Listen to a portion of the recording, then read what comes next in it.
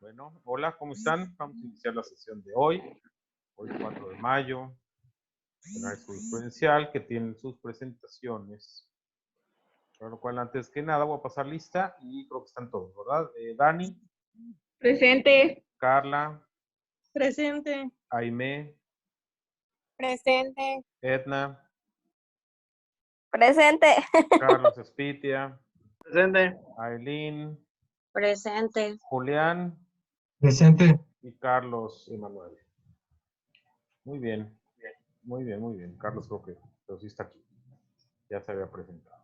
Bueno, les toca el primer equipo. Déjenme nada más poner nombres para tenerlos grabados. El primer equipo está con... ¿Qué equipo es el que va a pasar hoy? El 1, ¿verdad? Los pusimos en orden, ¿no?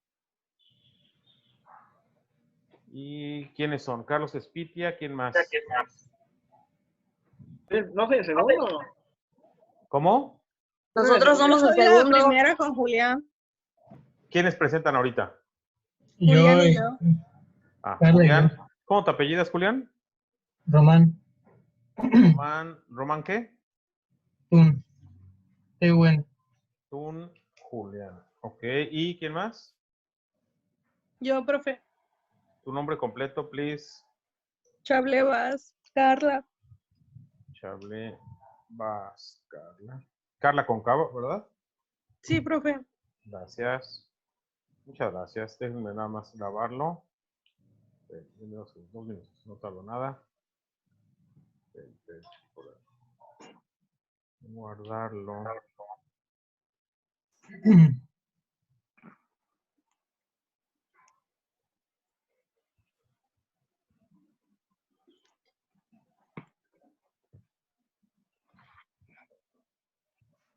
Listo, ahora sí. Adelante. ¿Ya, maestro? Adelante, adelante, Julián. Ok.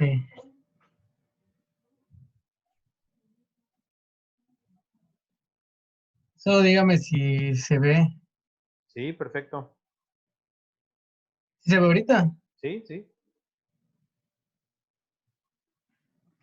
Bueno, pues a nosotros nos tocó de exponer lo que viene siendo la jurisprudencia por reiteración de criterios. Pues esta jurisprudencia, bueno, lo voy a explicar más adelante, pero para dar una breve explicación de qué es cuando se resuelven 5 asuntos en un mismo sentido. Y y tiene una serie de pautas para que ésta se vuelva jurisprudencia. Y bueno, esta jurisprudencia se integra por 4 criterios. Como ya había dicho, de que el contenido de las 5 sentencias que se den sean resueltas en el mismo sentido. Todo esto lo voy a explicar más adelante, más a fondo. De que esas 5 jurisprudencias sean dadas continuamente, que no se rompa por otra jurisprudencia que se haya dado en otro sentido. Es decir, pueden haber muchas, pueden haber muchas jurisprudencias, pero si se rompe, ya no se volvería ese tipo de jurisprudencia por reiteración. Emitidas por un mismo órgano jurisdiccional y con una votación calificada en una resolución que integra la jurisprudencia.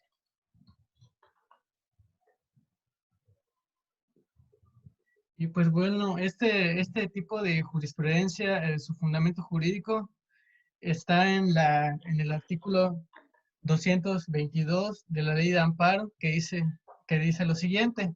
Esto más sí lo voy a leer, pues porque es de la ley. Claro, por supuesto. Dice, el artículo 222 dice, la jurisprudencia por reiteración del Pleno de la Suprema Corte de Justicia de la Nación se establece cuando se sustente un mismo criterio en 5 sentencias no interrumpidas por otra en contrario, resueltas en diferentes sesiones, por una mayoría de cuando menos 8 votos. 8 votos si es de la Suprema Corte de Justicia, pero ya veremos que hay otras salas que pueden igual hacer este tipo de jurisprudencia. Y todo esto que está en el artículo 222 es lo que desglosé aquí y que igual ahorita voy a explicar de una forma más fácil de entender. Pues aquí podemos ver el primer criterio, que está aquí, el criterio del contenido de 5 sentencias resueltas en un mismo sentido. Y pues acá hay un ejemplo gráfico. Podemos ver, bueno, se supone que estas son jurisprudencias, ¿no? Esta jurisprudencia es igual a esta, a esta, a esta, a esta, y todas estas ya fueron resueltas en el mismo sentido, con el paso del tiempo. ¿Lo entienden? A ver, Sí. ¿sí? Ok. Que no sean interrumpidas por otra en contrario. Aquí podemos ver que todas son resueltas en un mismo sentido como el anterior. Puede ser el mismo ejemplo. Aquí podemos ver que han sido resueltas igual. En contraparte, podemos ver que aquí no se consideraría una jurisprudencia por reiteración, porque vemos que estas dos sí han sido resueltas en el mismo sentido, pero la tercera no. Y no importa que las demás, estas dos otras sean igual resueltas en estos mismos sentidos, porque esta no fue de la misma forma, por lo cual no puede convertirse en jurisprudencia por reiteración. ¿Alguna pregunta hasta aquí? No. Sí, yo sí tengo una. Sí, dime. Por ejemplo, ¿tienen que ser como del mismo tema? Sí entiendo que a lo mejor tengan que ser de la misma materia, pero ¿tienen que ser sobre el mismo tema? ¿O simplemente se Eh, tienen que relacionar, o sea, indirectamente con el tema? ¿Me explico? O sea, no sé si me entiendes. sí, te entendí. Tienen que ser sobre el mismo tema. Más que sobre el mismo tema, es el de resueltas sobre ¿cómo te diré? Em, sobre que verse sobre lo mismo. Ah, ok. Sí, Ok. bueno, sí, ya entendí. ¿Qué es? Que sean emitidos por un mismo órgano jurisdiccional. Ese de, pues, como está aquí, todos han sido resueltos por la Suprema Corte de Justicia de la Nación. Y ahorita más adelante les voy a explicar, bueno, por qué otros tipos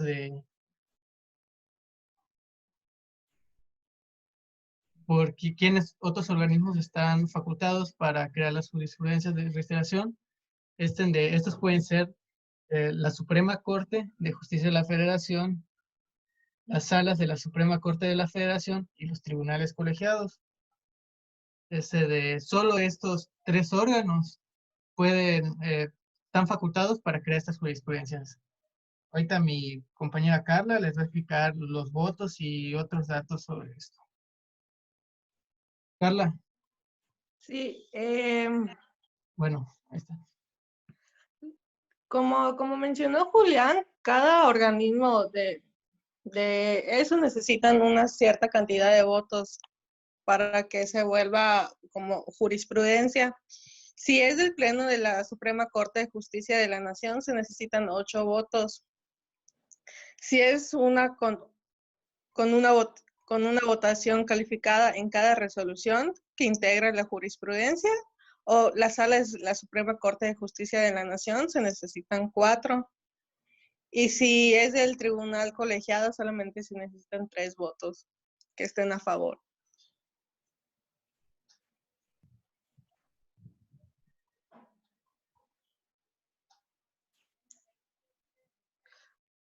En la siguiente diapositiva se menciona como que un pequeño ejemplo.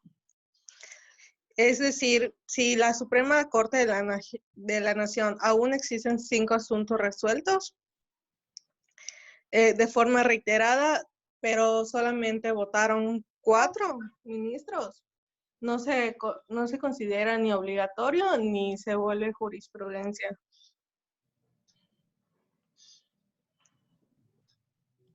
¿Alguna duda? No, Ok. Continúa, Carla. okay. Su fundamento jurídico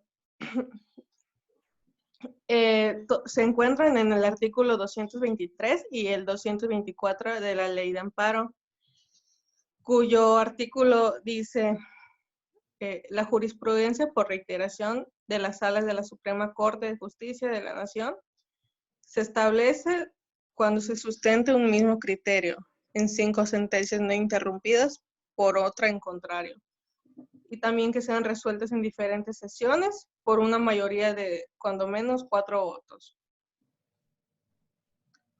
Y el 224 dice, para el establecimiento de la jurisprudencia de los tribunales colegiados del circuito, deberán observarse los requisitos señalados en este capítulo, salvo de la votación que deberá ser unánime. Y bueno, bueno, continúa, Carla. ¿Qué vas a Ajá, decir? y en la siguiente diapositiva se encuentran los requisitos.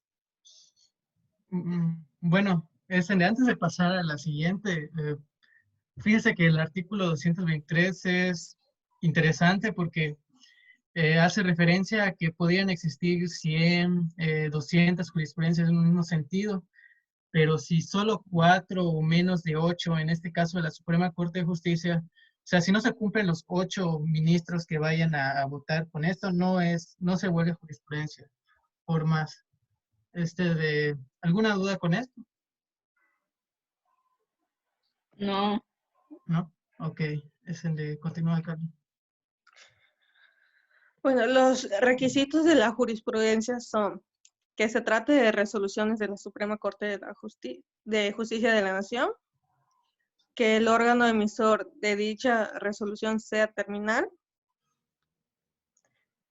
y que las sentencias alcancen una votación de 8 votos si son plenos de circuito, 4 si son de sala, unanimidad si son tribunales colegiados. Y que las sentencias sean resueltas en sesiones diferentes. Bueno, abarcando lo que fue la diapositiva anterior, el punto 3 de las sentencias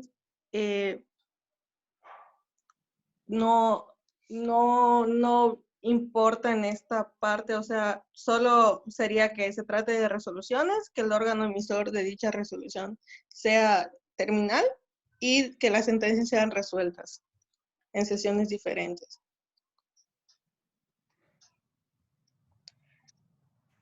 Y la jurisprudencia definida a resolverla no está sujeta a los mismos requisitos que la jurisprudencia por reiteración.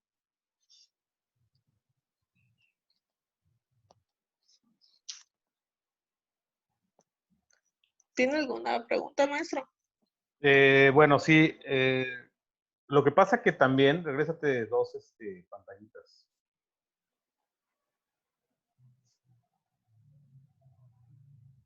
Julián, ¿estás por ahí? Sí, maestro. Regrésate 2 pantallas. Una más. Lo que pasa que, recuerden, esta situación, hace rato lo preguntaba, no sé quién lo preguntó, Edna, no sé quién lo preguntó, lo de las resoluciones, que si tenían que ser del mismo tema, bla, bla, bla. Hay que tener cuidado porque para que pueda haber o pueda hacerse una jurisprudencia, tiene que ser forzosamente el mismo tema, mismo todo. Es decir, lo esencial del precepto jurídico es el que va a estar en una discrepancia para ver si se convierte o no en una jurisprudencia. ¿Se entiende? ¿Por qué? Porque si temas son diferentes, o sea, a lo mejor se habla, por decir algo, de una cuestión de un abuso de autoridad. Vamos a hablar de materia penal, quería meter en otro tema, pero bueno, en un abuso de autoridad. Y resulta que dentro de las cuestiones del abuso de autoridad, recuerden que hay varios preceptos, varias determinaciones. Y resulta que si el precepto de A no tiene nada que ver con el precepto de B, es decir, si estamos hablando de que en una fue por abuso, en cuestión de uso de sus facultades para realizar algún evento, y en la otra fue a lo mejor un abuso en el uso de la fuerza física. Entonces son dos preceptos totalmente diferentes que no pudieran entrar en una cuestión jurisprudencial porque el tema sí es el mismo, pero la esencia del precepto jurídico ya no es el mismo. ¿Se entiende? Por tanto, serían dos temas diferentes y se tendría que ver por separado. No sé si se entendieron. Sí, maestro. ¿Okay? Nada más que hay que tener cuidado porque si no, no se marcaría una jurisprudencia en cuestión de reiteración. ¿Vale? Sí. Hay que tener cuidado nada más con, regrésate a la pantalla, nada más para que lo sepan. Hay que tener cuidado con los errores de dedo. ¿Vale? Ujú. Bueno, adelante, sigue. Pues no, eso ya sería todo, maestro. Ah, ok. Fue lo que encontramos, sí. Ok, bueno, recuerden que eran 15 minutos mínimo. No, eran 10. No, había dicho ¿Les decía 10, 10? profe. Ah, ok, creí que habíamos Sí. quedado en 10. Ok, está bien. No, no. Está bien. Bueno, Profe dijo 10. está bien, ya. Lo creo. Bueno, me gustó, la verdad me gustó. Me hubiera gustado un poquito que hubiera estado más. Cuando hagan presentaciones, recuerden de unificar los formatos, ¿ok? Que sea el mismo formato para todas las hojas en cuestión de tamaño del texto, bla, bla, bla, bla. Ah, ok. Tengan Ok, mucho cuidado con profe. eso. Ok, gracias. Okay. Tiene 95, recuerden que el primer equipo tiene ventaja porque es el primero. Y otra cosa, hay que profundizar un poquito más en cada uno de los temas. Su tema estaba como para meterle mucho más, pero está bien. Tienen 95. Pero sí hay que tener un poquito más de cuidado con eso, ¿vale? Lo digo para los demás. Ok, profe, gracias. A ustedes. A ver, entonces, ¿quiénes son? Siguiente equipo, ¿quién es? Aileen y yo, maestro. Ajá, es Piti A y ver, yo. apellidos, Aileen. Panti Puerto Aguilín Panti, Puerto, Aileen, ajá. y Carlos Cristian Espiti Jarano. Peter Bejarano, Carlos. Carano. Dejen de estar viendo los Simpsons, no se digo los Simpsons. Bob Es lo que iba a Esponja, decir. Escucho la tele de fondo. Capitán. Carlos, ok. Adelante, Carlitos, adelante, Aileen. Todo suyo.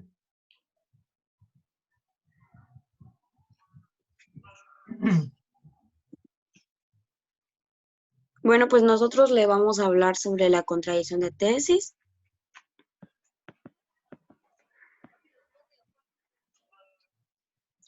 Para poder abarcar todo ese tema, primero vamos a empezar pues entendiendo de dónde viene la jurisprudencia y con qué términos se podría decir que los conocemos.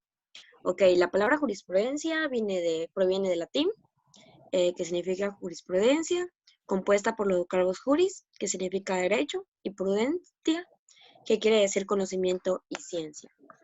Se podría decir que en unos términos más generales, los conocen y está definido como el conjunto de tesis que constituyen valioso material de orientación y enseñanza, que señalan a los jueces la solución de la multiplicidad de cuestiones jurídicas que contemplan, que suplen las lagunas y deficiencias de orden jurídico positivo, que guían al legislador en el sendero de su obra futura.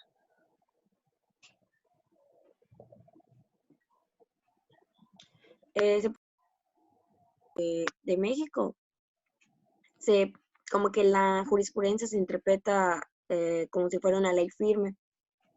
Y esto quiere decir que todas sus ejecutorias se basan se podría decir que se basan en la Suprema Corte de Justicia de la Nación. Y apoyando a mi compañera, que se abarca, por ejemplo, sabemos que en México tenemos tres poderes, el legislativo, ejecutivo y judicial. Recordemos que el Poder Judicial, la mayor autoridad, que se tiene en el país, es la Suprema Corte de Justicia de la Nación.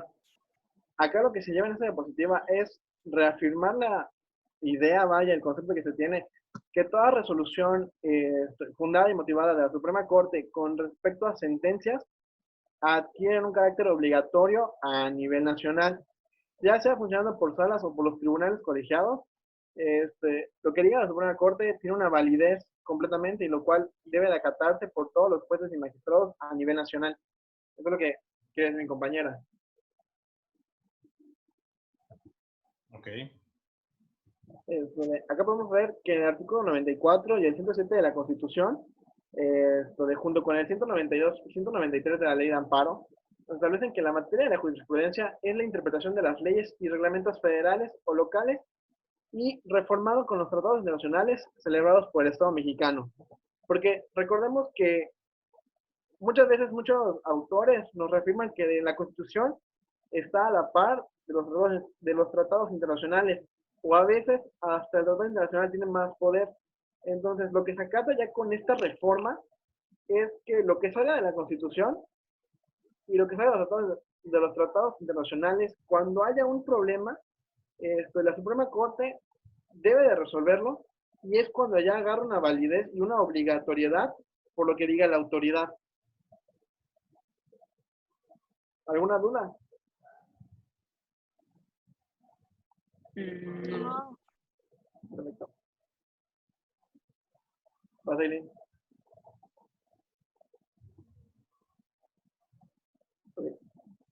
Bueno, recordemos que la Suprema Corte tiene plenos y salas junto con los tribunales colegiados de circuito, los cuales son los tribunales facultados para sentar jurisprudencia. De igual manera, la jurisprudencia que ellos emitan es obligatoria, en esencia, como ya mencioné, para todos los tribunales de la República, por respecto a la jerarquía que estos tienen. Además, que todos los actos que ellos cometan que vayan en contra de lo que los ministros afirmen, va a ser sometido bajo la revisión de su jurisdicción.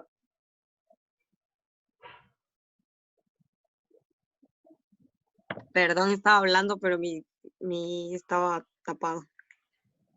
Ah, ok. Bueno, acá hay un punto importante. No solamente la Suprema Corte de Justicia de la Nación es la autoridad que puede hacer una jurisprudencia.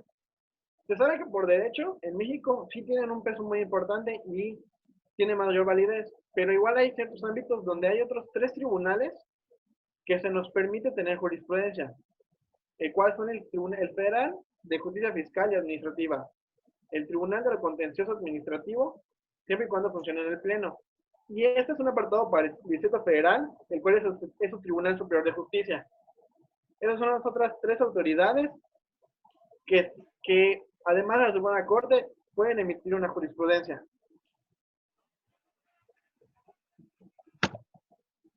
Acá, antes de entrar a lo que es la jurisprudencia por contradicción, nos encontramos con una nota dada por la revista UNAM, por la licenciada en Derecho, Diana Elena Sánchez Álvarez, la cual es una periodista y, pues como ya mencioné, una licenciada en Derecho abogada reconocida en el Distrito Federal y Estado de México, en la cual nos ejemplifica qué es el concepto de contradicción de tesis jurisprudenciales.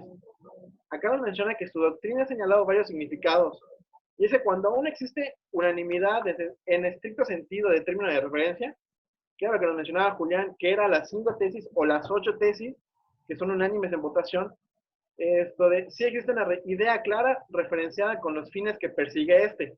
O sea, acá vamos de que se desea votar, pero siempre van a haber diferentes puntos de vista que no permitan que se vote a favor. Ahí es cuando se da por primera vez un concepto de, es cuando se da un concepto de contradicción, vaya. O sea, cuando hay diferentes puntos de vista ante un tema por los ministros de la Suprema Corte, aquí es cuando chocan, y muchas veces es cuando se le da la tesis por contradicción. Obviamente, esto tiene por órganos jurisdiccionales, o sea, por la Suprema Corte y demás órganos, que suele conceder este conflicto, porque recordemos que en muchos tribunales no solamente es un juez, sino que es un tribunal complementario de 2, 3 personas, las cuales muchas veces llegan a tener diferencias.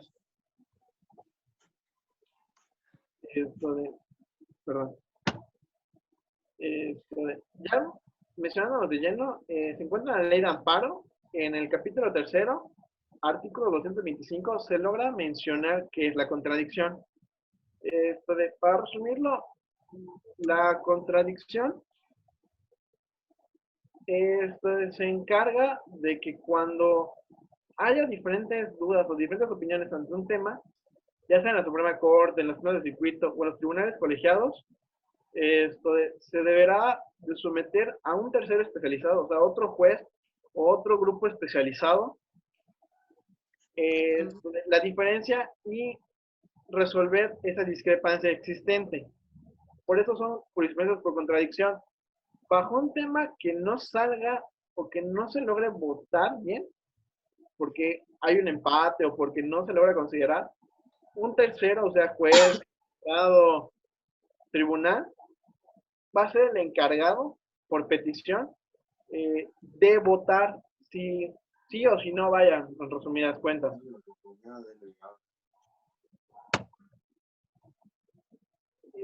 Vemos que en el artículo 226 nos mencionan cómo se van a resolver las contradicciones por tesis.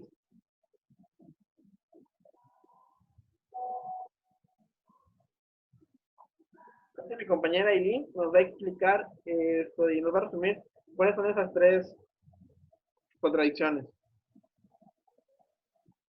Entonces el artículo 226 nos habla sobre todas estas contradicciones resueltas. La Suprema Corte de la Justicia de la Nación, cuando deban de visualizarse las tesis contradictorias sostenidas entre los plenos de circuito, de distintos circuitos, entre los plenos de circuito de materia especial en uno mismo, o sus tribunales de diversa especialidad, así como entre los tribunales colegiados de diferente circuito.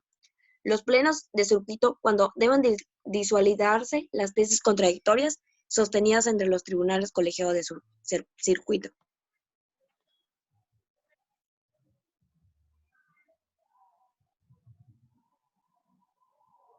El artículo 227 nos habla sobre la legitimación para denunciar las contradicciones de tesis. Se ajustarán las siguientes reglas. Nos da como un listado de algunas reglas para que esto pueda como que proceder.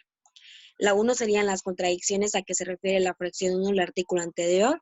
Podrán ser denunciadas ante el Pleno de la Suprema Corte de la Justicia de la Nación por los ministros, los plenos de circuito, los tribunales colegiados de circuito y sus integrantes, los magistrados de los tribunales unitarios de circuito, los jueces de distrito, el Procurador General de la República o las partes de los asuntos que las motivan. Todos estos antes mencionados son las personas que pueden tener como que el poder para poder denunciar esto ante el Pleno de la Suprema Corte de la Nación. La segunda sería que las contradicciones a que se refiere la fracción 2 del artículo anterior podrán ser denunciadas ante la Suprema Corte de Justicia de la Nación por las mismas personas que mencioné antes y mencionar como que todos esos asuntos que motivaron, se podría decir, a las partes. Y la 3, las contradicciones a que se refiere la fracción 3 del artículo anterior podrán ser denunciadas ante los plenos tribunales de circuito por el Procurador General de la República, los mencionados tribunales, sus integrantes, los magistrados del tribunal unitario y los jueces de distrito.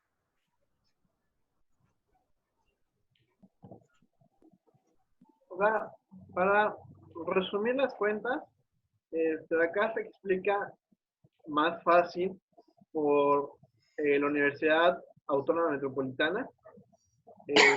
Para terminarlo, la jurisprudencia por contradicción de tesis tiene su inicio cuando se denuncian criterios divergentes o contrarios por las salas de la Suprema Corte o por tribunales colegiados de circuito. La contradicción solamente puede ser denunciada por los magistrados integrantes de los tribunales, los ministros de la Suprema Corte o las partes que intervinieron en el juicio que dio lugar a la contradicción. La contradicción de tesis entre tribunales colegiados puede ser resuelta por las salas o el Pleno de la Suprema Corte, y en cambio la contradicción de tesis entre salas de la Suprema Corte únicamente se resolverá por el Pleno de esta. O sea, si no se entendió, simplemente es cuando hay un problema, cuando hay una diferencia de opiniones, cuando no se ponen de acuerdo los magistrados, cualquier integrante de la Suprema Corte o los tribunales, no se logran poner de acuerdo sobre una decisión, esta mismo fundamento, esta misma idea va a pasar, como ya se mencionó, a la Suprema Corte, al Pleno, al Tribunal, y ellos son los que tienen el voto final sobre la decisión, sobre este conflicto entre partes. O sea, prácticamente un pleito entre dos que no se puede resolver, se mete un tercero y resuelve por una parte o por la otra. Y entonces esa decisión se vuelve obligatoria para el caso que se tiene que resolver. Para que pueda existir una contradicción de tesis, los órganos tienen que tener la misma jerarquía. O sea, tiene que ser la misma sala de la Suprema Corte y un tribunal colegiado. No puede haber un inferior y un mayor para ese tipo de problemas, porque el que tiene mayor jerarquía, su voto pesa más. Acá se necesita que estén igualados en poder, igualados en jerarquía, para que ahora sí pueda haber un conflicto esencial. A diferencia de la jurisprudencia por reiteración, esta no requiere que exista votación idónea para su formación. O sea, no se necesita meter a toda la sala, toda la votación. Simplemente con que uno pueda resolver es más que suficiente. O que se consigan los votos para que se logre resolver este conflicto es lo que se busca, es lo idóneo ante este tipo de tesis por contradicción. No sé si me expliqué. ¿Todos entendieron? Sí, Y pues ya sería todo, maestro. Ok. Entonces, Bueno, muy bien. Gracias. Gracias, Carlos. Bueno, ahora les voy a platicar cómo está. La verdad, Carlos, creo que te aventaste tú toda la explicación y todo la presentación. Y acuérdense que era en equipo, ¿ok? Entonces, ¿qué pasa? Pues que la calificación, pues, la tengo que dividir. Y desgraciadamente, pues bueno, tú hiciste casi todo. Y una de las cosas que les dije es que no podían leer. sí, Era, pero por ejemplo, maestro, ya teníamos, como ya nos habíamos dividido, vaya, la exposición, pues ya teníamos lista de hace 2 días. Pero creo que Aileen, en donde estaba está, hablando, maestro, y como que se le cortó el tenía apagado internet, mi no micrófono. se escuchó. sí, pero bueno, independiente a todo esto, pues estaban haciendo una presentación, hasta yo le estaba diciendo, y ahorita les voy a decir por qué es importante todo lo que les estoy dando como retro. Recuerden que para mí era importante que no se viera leído, y sí lo leyeron mucho. Para mí era muy importante también que las plantillas o las presentaciones no tuvieran tanto texto, y tuvieron mucho texto. Recuerden que yo entiendo que para nosotros como abogados, por ejemplo, la cuestión del articulado, pero hay que leer algunas veces, y como lo hizo Julián, ¿saben qué? Pues voy a leer el artículo porque es importante que se lea, que se sepa, no nada más establecerlo. Y de memoria, pues digo, nadie se sabe todos los artículos de memoria, ¿no? El chiste es de que sí me hubiera gustado que hubieran hecho eso. Tengan mucho cuidado con ese tipo de trabajos en equipo. No los voy a sancionar tanto, pero tendrían 80, no van a tener 100, porque de hecho sí la noté así muy pausada y no puedo ser no puedo darles tanta calificación. Si hubiera sido tú, Carlos Espite, hubieras tenido mucho mejor calificación, ¿entiendes? ¿Cuánto?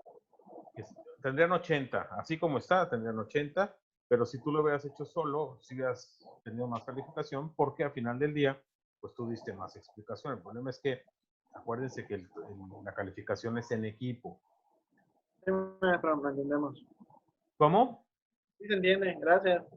Entonces, les voy a pedir de favor, por favor, para los siguientes equipos, acuérdense que cada vez pues, va a ser mucho más exigible. Les quiero pedir de favor, tengan cuidado con la presentación. La presentación no quiero que tenga tantas letras, tanto texto. Que tenga un tema, una cuestión, y de ahí ustedes lo desarrollan. Tienen muchas ventajas ahorita, y una de las mayores ventajas es de que están en su casa. Pueden hacer su speech y que no parezca que lo están leyendo. ¿Ok? O sea, y a lo mejor lo están leyendo, pero haciendo un buen speech en el cual lo están explicando, pero bien, y lo pueden hacer, no pasa nada. Lo que sí les quiero decir, acuérdense que nuestra próxima evaluación, nuestro próximo examen, no va a ser un examen, o sea, sí va a haber un examen de preguntas y respuestas, sí, pero aparte de ese va a haber una evaluación de una presentación. Acuérdense que es la que quiero evaluar mayor. Pero para esa evaluación tiene que ser todo